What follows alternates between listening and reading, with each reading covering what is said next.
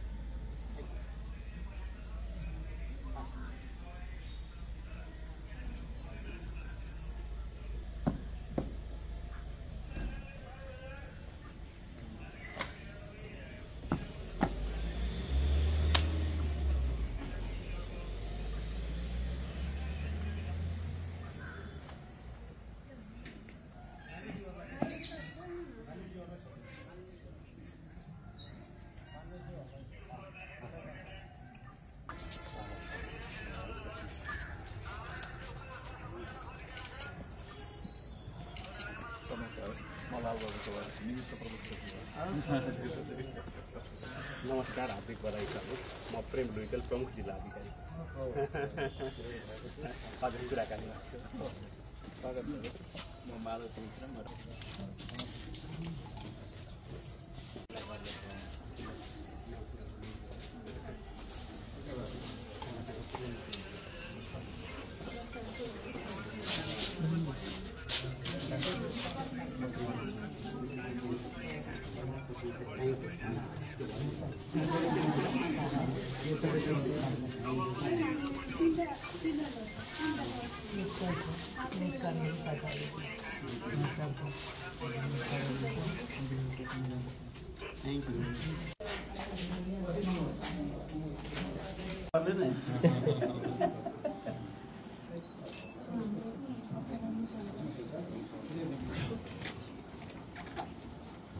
Besok masa besok ni?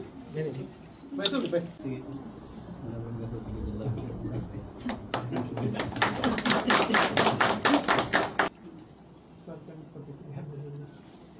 मेरो स्वभावबाट तपाईहरु पत्रकारहरु परिचित हुनुहुन्छ। एकता मेरो स्वभाव भनेको पत्रकार मैत्री पनि यसलाई भन्न सकिन्छ। जति बेला पनि उपलब्ध हुन्छु, साकांक्ष हुन्छु, आफ्नो प्रदेशमा के भइरहेछ, हाम्रो देशमा के भइरहेछ, राजनीतिमा के भइरहेछ, यसप्रति म प्रारम्भदेखि नै साकांक्ष रहिआएको कुरा तपाईहरुलाई भनिराख्नु पर्दैन। तपाईहरु मभन्दा बढी जानकार हुनुहुन्छ मेरो बारेमा, मलाई त्यस्तो फिल हुन्छ कहिलेकाहीँ। मलाई जे कुरा थाहा हुँदैन त्यो कुराहरु पनि तपाईले लेख्नुहुन्छ, त्यसले मभन्दा मेरो बारेमा जानकार हुनुहुन्छ। त्यसले यहाँ हामी मिलौं। र आज मलाई साह्रै खुसी पनि के लागेको छ भने आउँदाखेरि जुन प्रदेशका सांसदहरु मैले सीताको रूपमा पाएँ, सबै सीताहरु त्यहाँ हुनुहुन्थ्यो मलाई स्वागत गर्नेमा। यो सीताको धरतीमा मलाई सीताले जब स्वागत गरिन्, म त गदगद पनि भएको छु।